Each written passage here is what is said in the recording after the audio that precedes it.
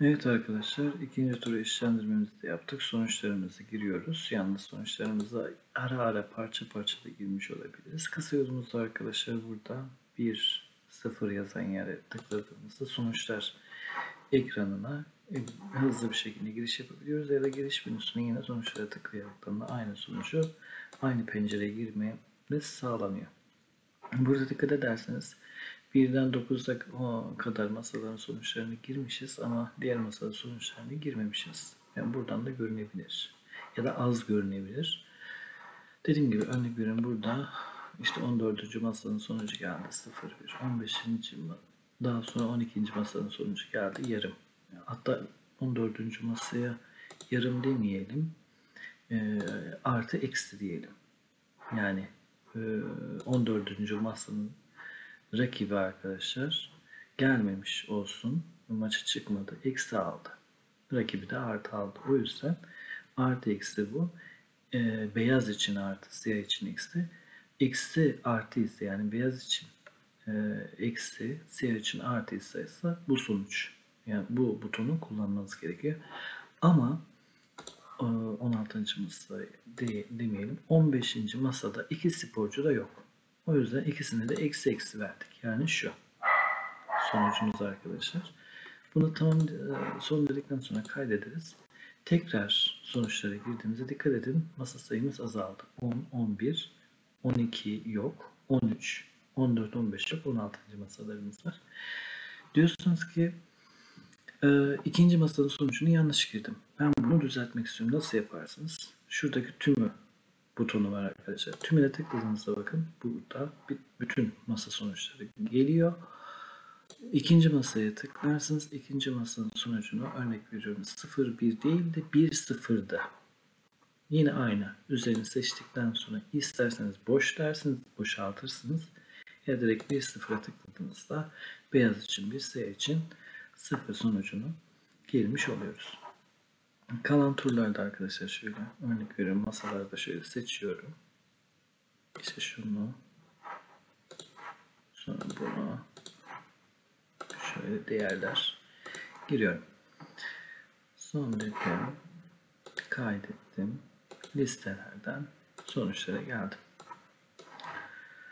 Bunu panoya gönderirsiniz arkadaşlar. Yazdır menüsünden çıktı aldıktan sonra panoya gönderebiliriz. Bir de biliyorsunuz ki izin almadan ya da izin alıp çıkan sporcular yarışmadan çıkartılır. Yani kalan turlardan işlendirmemeniz lazım. Burada arkadaşlar dikkat edin. Eksi alan sporcu sporcu 9. Yani sporcu 9'u çıkartmam gerekiyor. Bir de kim eksi eksi almış? 15. masadaki 44. ve 5. sporcum. Başka eksi alan var mı? Şöyle bakıyorum. Eksi alanım yok. Yani 3 sporcuyu çıkarmam lazım. 3. tur eşlendirmeye girmemesi için. Bunu da arkadaşlar yine eşlendirme menüsünden sporcu çıkartıp gidiyoruz. Buraya bakıyorum. Sporcu 9. Sporcu 9'um şurada. Bakın sporcu 9. Üzerine tıkladım. Bakın şu tikleri kaldırabilirim tek tek ya da kalan turları eşlendirme dedim. Tikler kalktı. Tamam dedim. 9. sporcuyu çıkardım. Şimdi 44. sporcuya bakıyorum. 44. sporcu burada. İsmi WQ. WQ 44. sporcu. Seçtim. Kalan turları işlemledim. Tamam. 5. sporcumu da çıkarmam gerekiyor. Bakıyorum 5. sporcum nerede? Sporcu 5. Değil mi? Bakın şurası. Sporcu 5'i seçtim. Kalan turları işlemledim. Tamam dedim. Ve artık arkadaşlar buradan da tamam butonunu tıkladığımda bu 3 sporcum artık bu turlara, yani 3. tura eşlendirmesine dahil olmayacaktır. Bunu da nereden görebilirim? Bilgi menüsünden eşlendirilmeyenlere geldiğimde şunu biraz küçültüyorum. Şu iki ekranı görmek için. Bakıyorum 5.'ydi. Değil mi arkadaşlar? Bakın 3, 4, 5, 6. turdan itibaren bu turlara girmeyecek. I 9'du. O da aynı. Bir de 3. turdan sonra bir de şu 1. tur. 44. Demek ki gelmiş. Yoklamaya girmiş. Sonra da